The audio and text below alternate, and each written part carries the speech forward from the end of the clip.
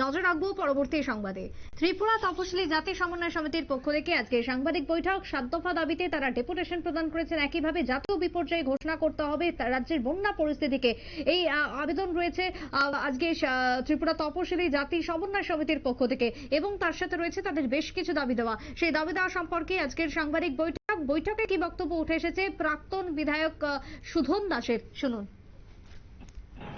অন্য পেশার সঙ্গেও মানে ডাবল পেশা হিসাবে তারা কোনো সময় মাছ ধরে, কোনো সময় ক্ষেত মজুরির কাজ করে, এরকম প্রকৃত ধরলে এটা 10,000 হবে। আর ক্ষেত মজুর কিছু সময় মাছ ধরা এগুলিকে ধরে যদি করা হয় এটা 20,000-এর মতন হয়ে যাবে। আমরা দাবি করছি যে এই ন্যূনতম এই মৎস্য যারা মাছ ধরার সঙ্গে তাদের জীবিকা, তাদেরকে এই অর্থনৈতিক সাহায্যটা দেওয়া হোক, এই দাবি আমরা করছি। তো সামগ্রিকভাবে এই বিষয়গুলি আমরা তুলে ধরার জন্যই ডাইরেক্টরের কাছে নিয়ে গেলাম। ডাইরেক্টর যেন সঠিক তথ্য এবং তার ক্ষতিপূরণের পরিকল্পনা নিয়ে রাজ্য সরকার হয়ে আমাদের এই বিষয়গুলিকে মোকাবেলা করার জন্য এগিয়ে আসেন। এবং আমরা জাতীয় বিপর্যয় হিসাবে ঘোষণা করে, মুখ্যমন্ত্রী যে ঘোষণা করেছেন, এতে কি হবে? এই বিশাল ক্ষতির মধ্যে যে 10 কোটি টাকা বরাদ্দ করেছেন ফিশারি দপ্তরের জন্য, ফিশারি ডাইরেক্টরও বলেছেন সেই তুলনায় অত্যন্ত কি করব এই টাকা দিয়ে, আরো অনেক বেশি টাকা প্রয়োজন হবে। তো সেই সমস্ত দিক থেকে এই বিষয়গুলি দেখা দরকার। যারা এখনো ক্যাম্পে আছে তাদেরকে পর্যাপ্ত খাওয়ার ব্যবস্থা করা, অন্যান্য বিষয়গুলি এগুলি যেমন দেখতে হবে।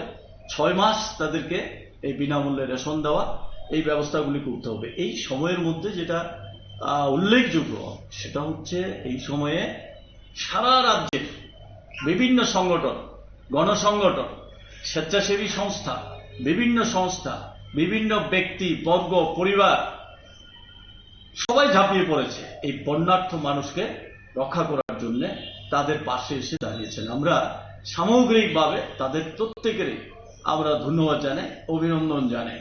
আমি বিশেষভাবে শোক প্রকাশ করছি, বেদনা প্রকাশ করছি আমাদের সংগঠনের তরফ থেকে ব্যক্তিগতভাবে। এই সুনামুরা যে জহিরউদ্দিন জুটন ডাকনা, সে এই ভারতের যুব ফেডারেশনের যুবকর্মী, অত্যন্ত সাহসী, গলা জলে সাঁতরিয়ে গিয়ে মানুষকে উদ্ধার করেছে, সাহায্য করেছে। বিষাক্ত পোকা কামড়ে সে অসুস্থ হয়ে জিবি এবং আইএলএস সহ চিকিৎসা ফেল করলো, শেষ পর্যন্ত তার মৃত্যু হলো। আমরা গভীরভাবে শোক প্রকাশ করছি, সমবেদনা জানাচ্ছি পরিবারের প্রতি। আমরা চিরদিন মনে রাখবো তাকে, যে মানুষের জন্য যে অবদান সে রেখে গেছে, এবং সামগ্রিকভাবে সারা রাজ্যের মানুষ যেভাবে এগিয়ে এসেছেন আমি ধন্যবাদ জানাই। রাজ্য সরকারের দিক থেকে আরো সক্রিয়ভাবে যেই বিষয়গুলি যেভাবে করা দরকার, সেই বিষয়গুলি করার জন্য আরো দ্রুততার সঙ্গে বাস্তবসম্মতভাবে সক্রিয়ভাবে যেন এগিয়ে আসে, সেই আবেদন আমরা করছি। এখনই আমরা রাজ্য সরকারকে দোষারোপ করছি না, কেন্দ্রীয় সরকারের কাছে জাতীয় বিপর্যয় ঘোষণা করে পর্যাপ্ত ক্ষতিপূরণ যাতে দেয় দাবি করছি। আমাদের সংগঠন সর্বভারতীয় সারা ভারত মৎস্যজীবী মৎস্য শ্রমিক ফেডারেশন, আমরা 2 দিনের মিটিং করেছি কর্ণাটকের উদুপিতে।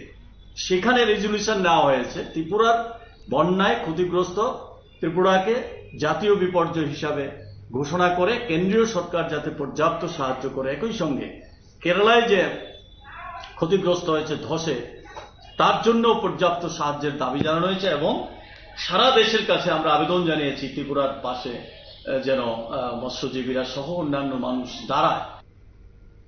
আপনারা শুনলেন সুধন দাসের বক্তব্য। রাজ্যকে বন্যা পরিস্থিতিতে জাতীয় বিপর্যয় হিসেবে ঘোষণার পাশাপাশি আরো 7 দফা দাবি রয়েছে, যাকে মিলিয়ে আজকে সাংবাদিক বৈঠক তপশিলি জাতি সমন্বয় সমিতির পক্ষ থেকে। ছোট্ট একটা বিরতি নেব, ফিরে আসবো বিরতির পর, সঙ্গে থাকুন।